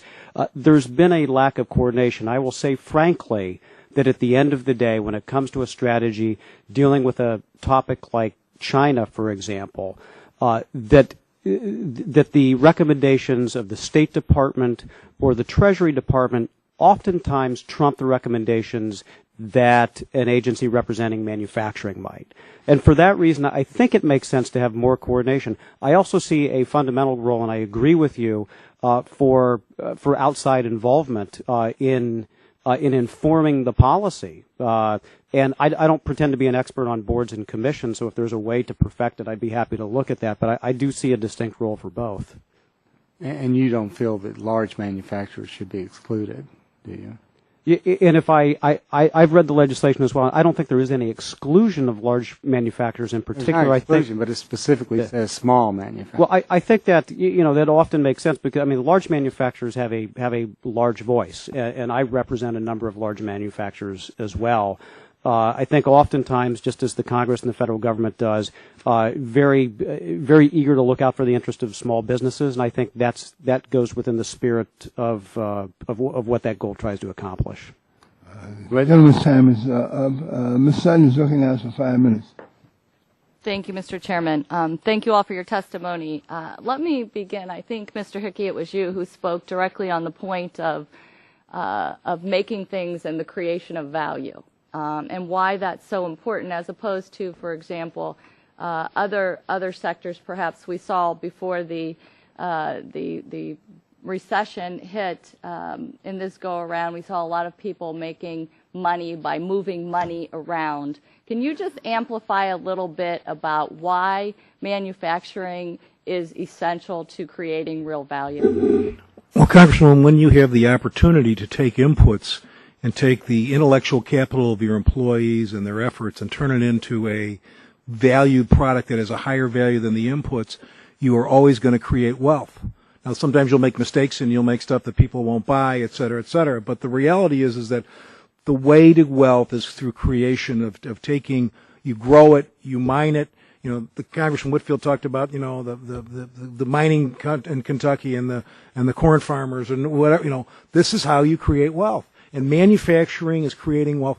Every country in the world wants to manufacture products and ship them to the United States. The trade deficit came out yesterday. What was it, $42 billion? 20-plus billion with the Chinese? They aren't selling us paper. And the point is what we're doing is we have to have the reason I came back and I'm so supportive of the Congressman's effort.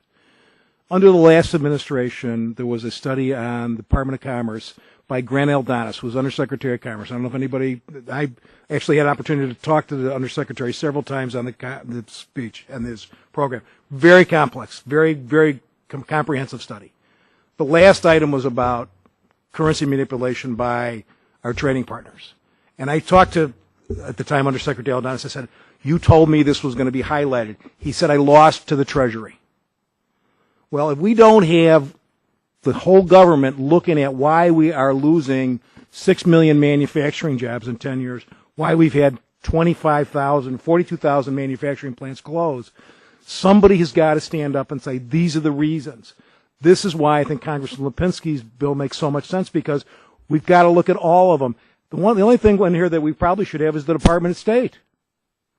Because we do trade agreements with people because the Department of State says, hey, this is how the things are going to work. Thank you, Mr. Hickey. I concur with your assessment, and I also it was a very powerful answer, and I appreciate you bringing that up. I'd like to just, if I could, Mr. Hassett, just ask you a couple of questions about the free market. And do you think that we are operating in some sort of global free market economy where free market principles exist across the globe? To varying degree, yes. Okay. Obviously, there's a lot of variation across countries and how free the markets are.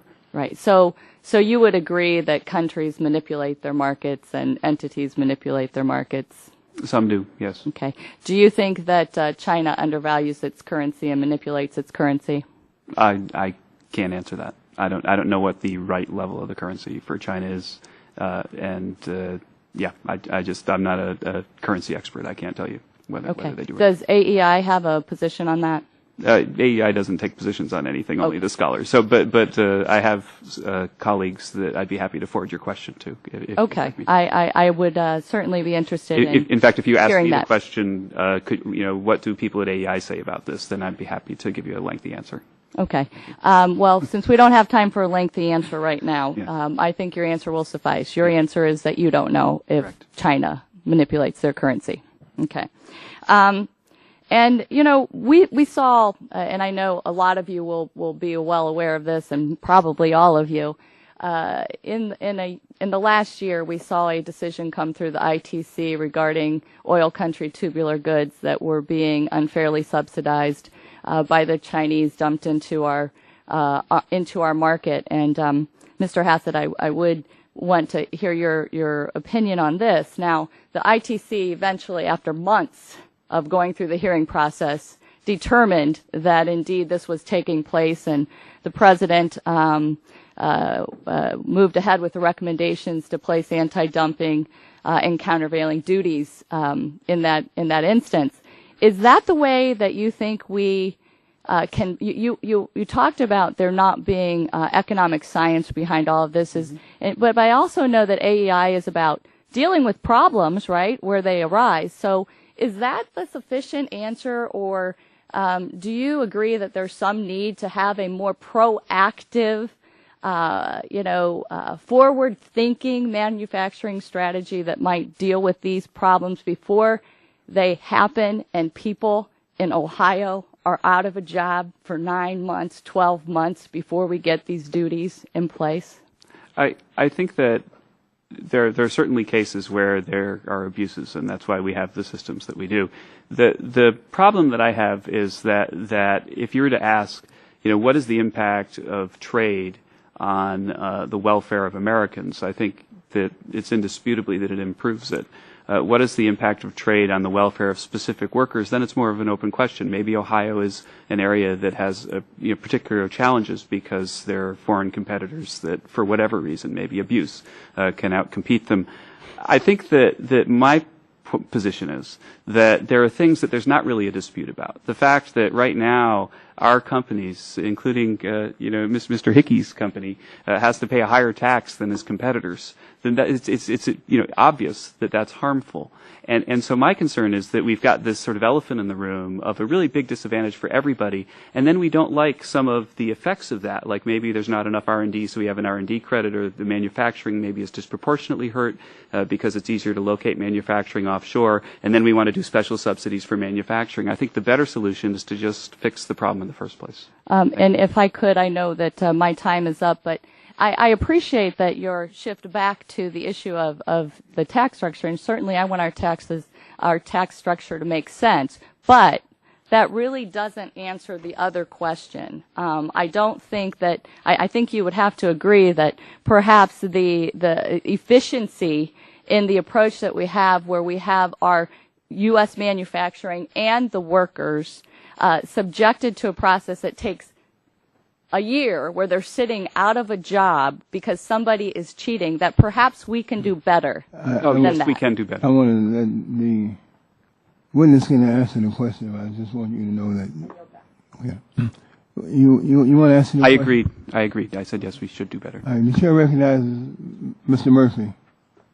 Thank you, Mr. Chairman. Thank you, panel. You heard my comments before. I think it's important that an issue is so important, and I do appreciate all of your passion about helping to build up America's manufacturing, particularly because of what I mentioned before about China is about to overtake us, and I don't think there's a person in this room that wants to sit back and let that happen. But I also think it's important, two elements in legislation. This one is that I want to make sure we're not abdicating our role as members of Congress. Certainly among 435 members of Congress, none of us are experts on everything, but all of us are experts on something, and that's why we look to panels like you and other groups to provide that information to us to make sure we're passing legislation that works for the best interests of this nation. So along those lines, I wanted to ask you, how many of you own a company? All right. So, now, as I understand, sir, in your company, you're a steel products distribution, but I think in your testimony you're also saying you are a supplier also for manufacturers as well as purchasing from manufacturers.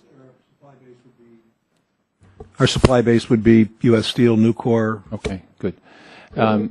Now, so it's that's important for all of us to know that, because I think also we would think if we knew that our child was being taught by a teacher who never had no teaching certificate, or even the principal who knew nothing about education, we'd be concerned.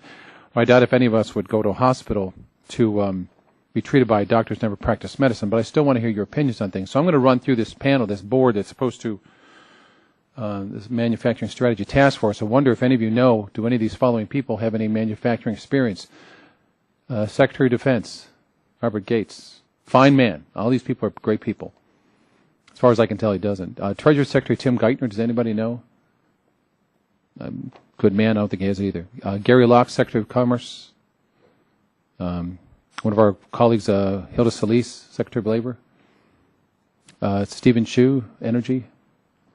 The head of the National Economic Council, Lawrence Summers. Does anybody know if he has any manufacturing experience? National Economic Advisors head, Christina Romer.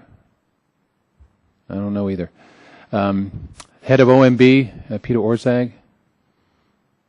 How about the Office of Science and Technology Policy? Does the head of that have any manufacturing experience? John Holdren? I don't know if he does. Director of Domestic Policy Council, Melody Barnes. I believe that Karen Mills, the head of the Small Business Administration, has worked for General Foods and also companies that manufactured hardwood flooring, refrigerator motors, and plastic injection molding. But how about the head of the NSC? Does anybody know who the head of the NSC is, and does this person have any manufacturing experience? Anybody know who the head of the NSC is? I believe it's Admiral Jones. It's actually the President of the United States. The head of the the head of the National Security.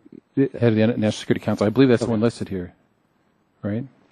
I'm sorry, I thought you meant the National Security Advisor. Okay, all right. But my point is in this, the two things, I want to make sure that we have this. And so now this is leading up to my question, like all the panelists to answer quickly. Who do you think should be on a panel to really give us, based upon a wealth of experience, information on manufacturing, that actually be on a decision panel? Who can we look to who really knows this and give us, we want expertise here. This committee wants expertise. I'll just run by. Where should we look? Mr. Paul. I think fundamentally there's a role for government to be on the side of manufacturing. I think that process should be informed by people. So far we haven't come up with anybody who knows about it. So. But I think that process should be informed by people who are in manufacturing. I would argue that if you look in past administrations, I would include the Clinton administration, both Bush administrations, there's been a paucity of people who have a familiarity with manufacturing. Okay, next person. That's been one of the challenges. I need some answers. I don't want to blame George Bush. You need people that understand manufacturing, but because of the structural problems and the fact that it's strategic, I'd say you need people with economic background as well as policy background. Okay. Mr. Murphy, there's a national manufacturing strategy group now, or a national manufacturing group. I know there's a company in Ohio that's in the machine tool business. I believe Dan D'Amico from Nucor's on it. So that's a group that would be a good core to make part of this group. All right. I think it'd also be helpful to include workers who actually make the manufactured goods and have the experience from all levels. Good. Thank you. Mr. Hass? And I disagree strongly with your point. I think that you don't have to own a theater to know Shakespeare. And I think that what we need, if we're going to have this commission, which I hope we don't, is people who understand the importance of the neutrality of government policy. And that's probably not people who have a lot of manufacturing. You might not have to own a theater to know Shakespeare, but if you're going to own a theater, you ought to know about owning a theater. Yeah. With that. And so, I mean, I would just look upon this and make a recommendation, Mr. Chairman, that perhaps these are some folks we could also have before us at some point as we're looking at legislation to look at some other people working this. I think they could help us strengthen this and help improve upon some aspects of that bill. I think some good ideas came out of this panel. Thank you, Mr. Chairman. Thank you. The chairman recognizes Mr. Gonzalez for a question in 5 minutes. Thank you very much, Mr. Chairman.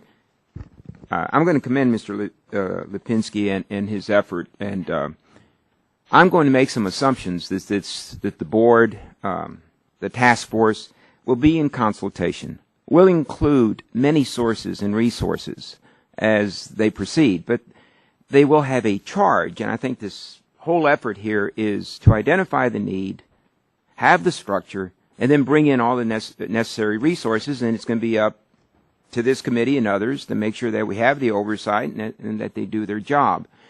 Mr. Hassett, my observation with my staffer was I've never seen anybody enjoy testifying as much as Mr. Hassett. And that is a good thing because you have enthusiasm. Now, I'm not going to agree with you. You've made a statement that the only way this will work will be if the board and the task force would be irrelevant. Because you see that if they're relevant, they only can do harm because they're going to meddle. Is that correct? That's, I guess, the most likely outcome, I would say. All right. Yes. So I doubt if we're going to agree on a whole lot. And I know that you said Mr. Hickey can't be competitive because he pays more taxes. I mean, that's the whole reason that he can't be competitive, because he pays more taxes. That's not what I said. What I said is that that's a really big disadvantage that he faces relative to his trading partners, and that on net, we know in the United States that everybody has that disadvantage in manufacturing and in other industries as well. So my point is that there's an elephant in the room. And we could have a really good discussion as to where we are in our economic development, in our point in history, and why, and lessons learned that requires what we do today. Now, we're going to have a difference of opinion to the degree, but there are many things out there, and I think it is interesting. I'm going to quote from Harold Meyerson's in Washington Post, December 15th, 2009. America's production of goods no longer received the level of investment that had made it the engine of our economic growth from the mid-19th century through the 1970s.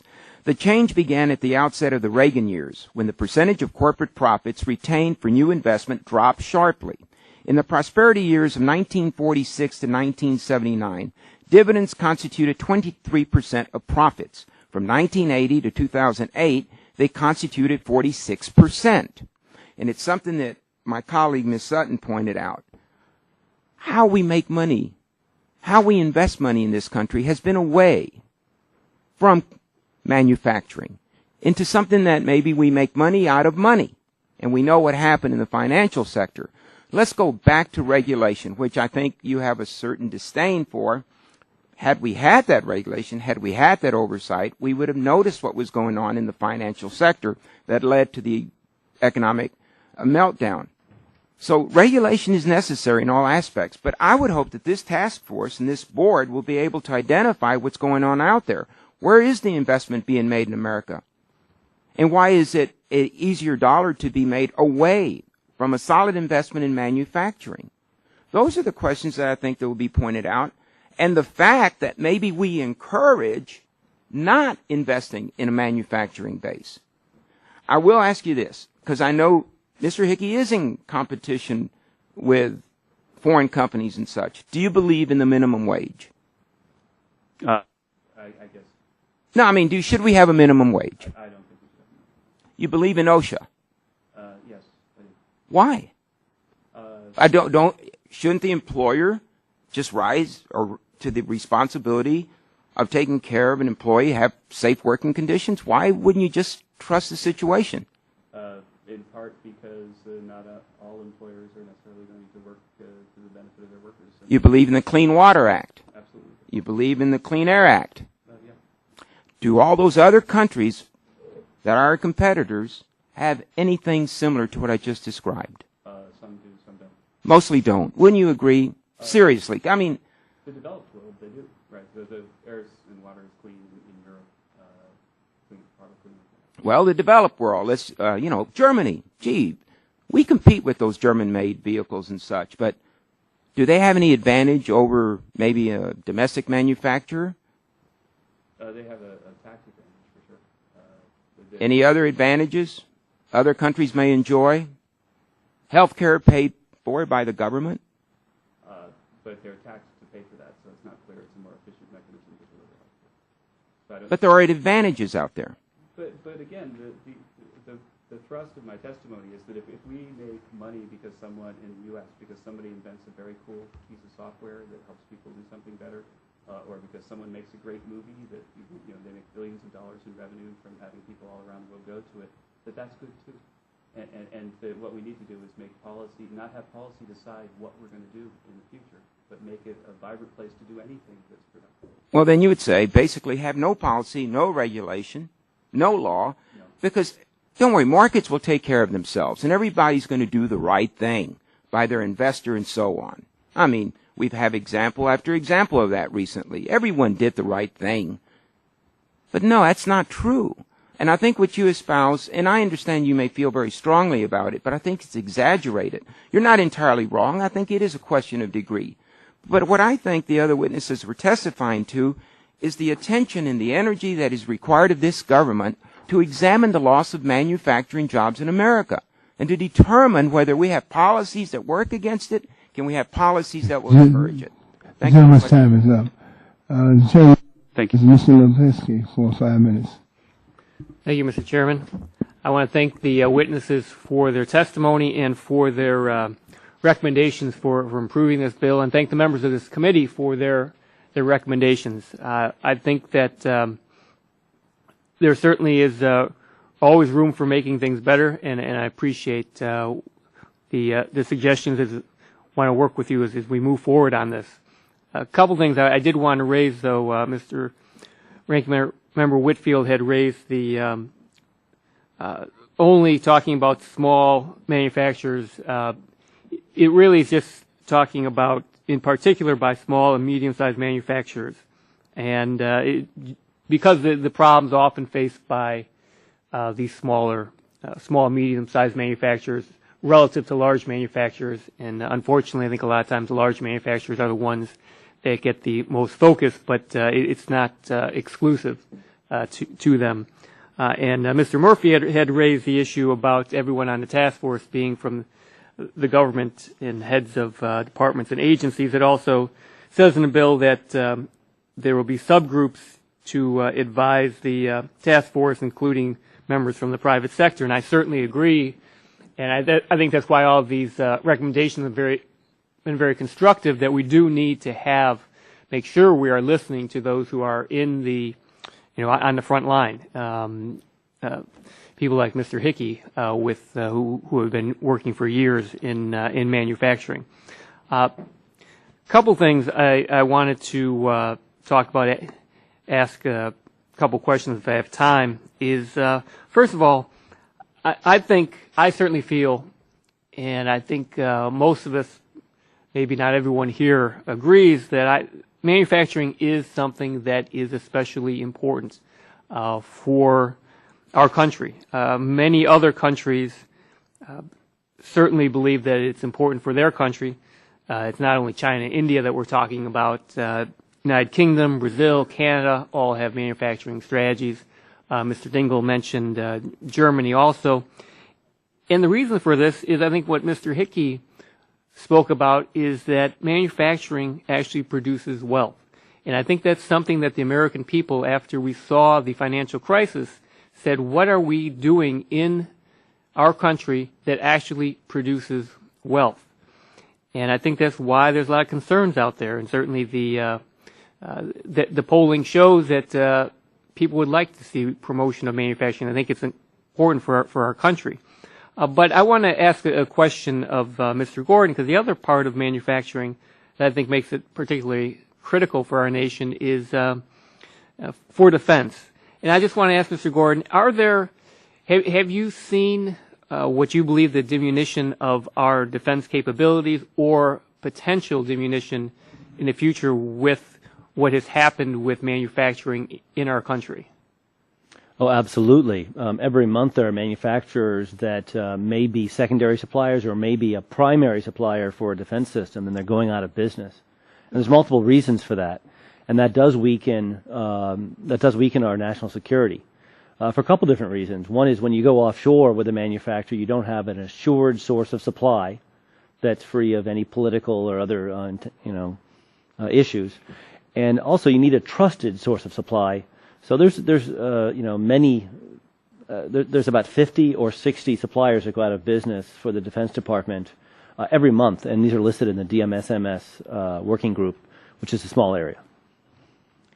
Thank you. And I wanted to ask Mr. Hickey, as a member of the Commerce Department Advisory Committee, do you see that it is especially important, from your experience there, especially important that we have a national manufacturing strategy that is coordinated from the top level, from the president, in order to make sure that we actually are having some kind of coordinated policy rather than a lot of disjointed policies, programs that may not really work well together and promote manufacturing. Congressman, this is exactly my frustration on this. I've been on this ITEC committee for about 10 years. We advise the USTR and the Department of Commerce on trade policy that has to do with the steel industry. We get a lot of discussion, but there never seems to be a coordination. I'll come back to the best study I saw in a long time done by the Commerce Department under Mr. Eldonis back in, I don't know, it's probably 94 or 95. And he basically said, this is the best I could do because there's way too many different people who don't really have a value for manufacturing. And it may be an assistant secretary here or whatever it is. You have to have the President of the United States say this is a priority for our country. We have to. The Defense Department is even the most one. We don't have enough steel today to make certain plates that we need for the military applications we have going on today. We are importing them from other countries. Thank you. Yield back. Thank you, Mr. Chairman. The chair will entertain one additional question from any member who desire. And so the chair, is there any member who would desire an additional question? Ms. Sutton, would you like to ask an additional question? Sure, Mr. Chairman. Thank you very much. Mr. Paul, you mentioned that Germany has an integrated strategy on manufacturing, and Mr. Hernstadt, your testimony also referred to China and the European Union. And I'd just like for you to expand upon that a little bit because, this isn't something that we're just doing in a vacuum, but others are obviously taking action. So if you could elaborate on how those countries' strategies compare to the national manufacturing strategy that we're contemplating in this bill, and whether there are additional countries with the national manufacturing strategy, and whether you believe those strategies have placed them at an advantage. I'd be happy to respond briefly, and I think it's a terrific question. First, there are strategies we don't want to pursue, like China's, which is heavily mercantilist, and I don't think anyone wants to see our factory workers working for $250 a month.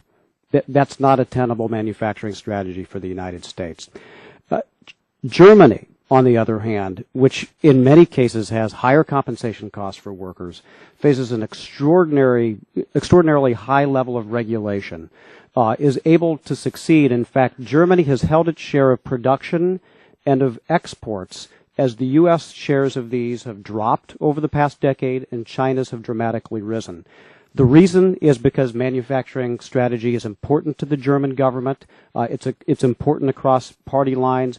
And I would add, it represents a lot of labor management, academic, and governmental cooperation working together on research, production, skills and training, a very aggressive trade policy, and a policy that's designed to keep innovations in Germany. I mean, for instance, Germany is one of the world leaders in wind and solar production, but Germany is not a windy place. It's not a sunny place. But they make the stuff because they have a manufacturing strategy and they want to sell to the rest of the world. The chair now recognizes the Mr. Dingle from Michigan for 5 minutes. Mr. Chairman, you're most courteous and kind. Thank you. This to Messrs. Paul, Gordon, and Hernstadt. H.R. 4692, as currently written, requires the President to draft a national manufacturing strategy based on the input of a manufacturing strategy task force and a manufacturing strategy board. Do you believe that these two agencies should collaborate to draft the national manufacturing strategy instead of the President? Yes or no? I think at the highest level, the President needs to take ownership for the strategy. Yes or no? Should they do it instead of the President? We'll come to that point next. They should certainly submit the recommendations. I think the President should make the ultimate call. All right. And now, Mr. Gordon? I'd say yes. I think that in my testimony I said that the task force should draft a strategy and the board should inform it. Thank you, Mr. Hernstadt. I'll agree with what's already been said. You do or don't? I think they should make recommendations to the President. That's ultimately where it rests. All right. So you think that they should make recommendations, but the President should submit the policy to us, to the Congress. Is that right? Is that the statement that you're making, gentlemen? All right. All except, I guess, Mr. Gordon. But I don't see you're too much out of phase. All right, gentlemen, thank you. Now, again, to Messrs. Paul, Gordon, and Mr. Hernstadt. Further, should the membership of the Manufacturing Strategy Task Force be expanded to include the Department of State, the United States Trade Representative, and U.S. Import-Export Bank? Yes or no, gentlemen? Starting with Mr. Paul. Only if they say the right thing. I'm sorry? Only if they say the right thing. I think they should be included, but they're often particularly unhelpful. I'm not sure we can censor in advance what they have to say. If you please, Mr. Gordon. I'd say the state, absolutely. I'd also suggest Homeland Security and National Science Foundation. Thank you. Mr. Hernstadt? Yes, I think they should be included. Do you have some brief words of explanation as to why you feel this way, gentlemen? Okay. I would say that state has a great deal to do with export control in manufacturing and trade. I believe that Homeland Security also has a rather large role in terms of making sure that you have assured sources for Homeland Security, and the National Science Foundation makes a lot of the R&D policy and investment in our next generation manufacturing technologies. Of course, I've got to admit that the Department of State has, at least to me, been a tremendous disappointment with regard to trade matters. I sometimes wonder whether they represent us or somebody else.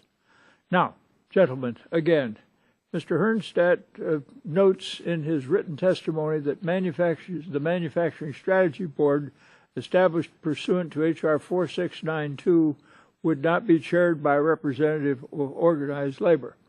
You have brought to my attention a concern I think we may share. Do you believe a representative of organized labor should be denied the opportunity to co-chair such a board? Yes or no? Absolutely not. I think they should be a member of the co-chair. Okay. Thank you. Do you have a reason that you'd like to give us for that? I'm sorry, is there a reason you'd like to say that should be done that way, that they should have an opportunity to co-chair? Sure.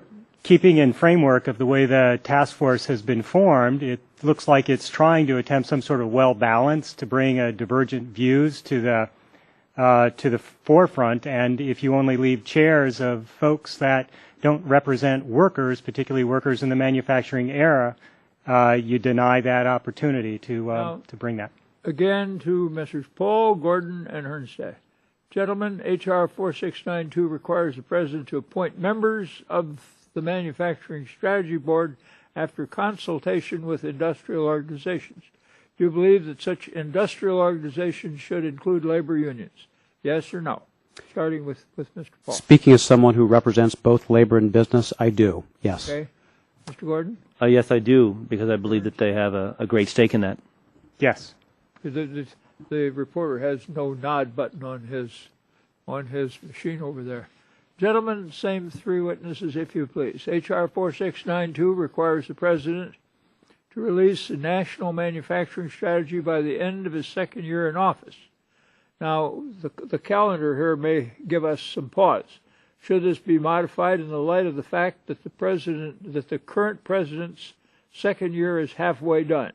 What are your comments on that, if you please, starting with Mr. Paul?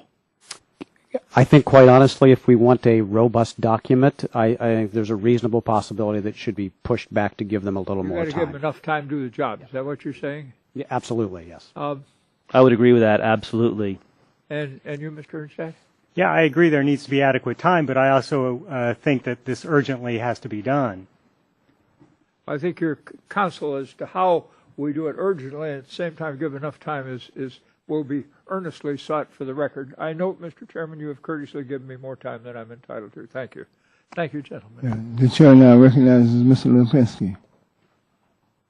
Thank you, Mr. Chairman. I just want to ask Mr. Hernstad, are there things that you see that you believe would be especially important for a manufacturing strategy from what you have seen occurring in manufacturing? Well, I think one of the hopes of the task force and the board, the way you formulated it, is that all the stakeholders will be at the table to give some give and take to develop this strategy. And I think it will address this issue in the long term, and also I think it's important that this will be a permanent and institutionalized task force, so it's not just a one-shot deal where it just issues a report and then everything goes away. And I think the thrust of that is very important. But in the meantime, I think there is a lot that has to be done. As Congresswoman Sutton and others have talked about, and as my members are experiencing, they're losing their jobs every day, every week, every month. Some sort of strategy, at least short term, needs to be implemented as soon as possible to help alleviate this and to help rebuild our economy. Thank you, and I want to thank Chairman Dingell and Ms. Sutton and Mr. Whitfield, especially Chairman Rush, for the opportunity to discuss this bill, and thank you for your recommendations, especially thank the witnesses for your testimony. The chair thanks all the witnesses for appearing today. You have been more than gracious with your time, and you provided some wonderful insight into this whole area of discussion, and you have empowered this subcommittee with your grasp of the issue. Thank you so very much. And now, before we adjourn, I do have a unanimous consent request that a statement of the National Association of Manufacturers on the National Manufacturing Strategy Act, H.R. 4962, be submitted for the record. And hearing no objections, so ordered. The committee now stands adjourned.